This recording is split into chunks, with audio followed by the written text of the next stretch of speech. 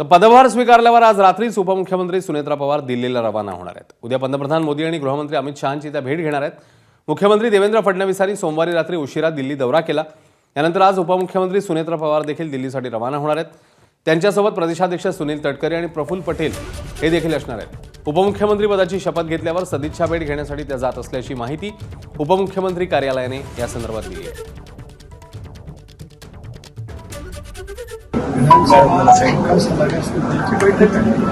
स्वाभाविकपणाने विधानसभा कामकाज सल्लागार समिती आहे, विधान परिषद कामकाज सल्लागार समिती आहे, त्याला उपस्थित राहून उपमुख्यमंत्री या नात्याने पहिली तारीखाला जाणार आहे। काय वेगळी बैठक असेल तर सुनेत्रा पवारांच्या दिल्ली दौऱ्यावरून आता संजय राऊतांनी टीका केली आहे, ज्याला नवनाथ बन यांनी उत्तर दिलंय। आपण पाहूया।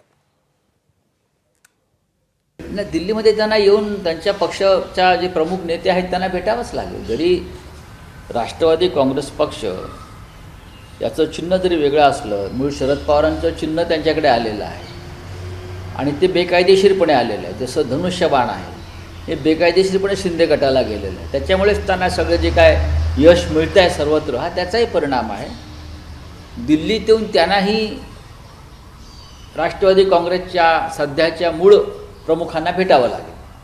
सुनेत्राताई पवार दिल्लीत जाऊन वरिष्ठांना भेटतील, कारण त्या एनडीएच्या घटक पक्ष आहेत।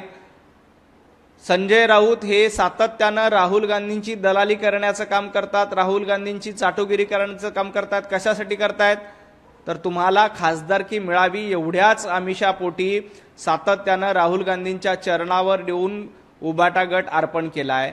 सुनेत्राताई पवार महाराष्ट्रातल्या सक्षम आणि खंबीर नेतृत्व आहेत। अजितदादानंतर पक्ष चालवण्यासाठी त्या सक्षम आहेत। त्या दिल्लीत जाऊन केंद्रीय मंत्र्यांची किंवा केंद्रीय नेत्यांची भेट घेत असतील तर संजय राऊत यांच्या पोटामध्ये दुखायचं कारण काय? दरम्यान अजित पवार यांच्या निधनानंतर आज राज्य मंत्रिमंडळाची पहिलीच कॅबिनेट बैठक पार पडली।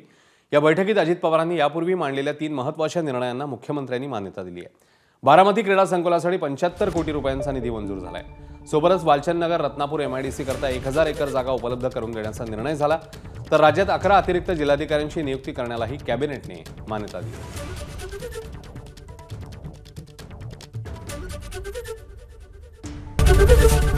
ABP माझा, उघडा डोळे बघा नीट।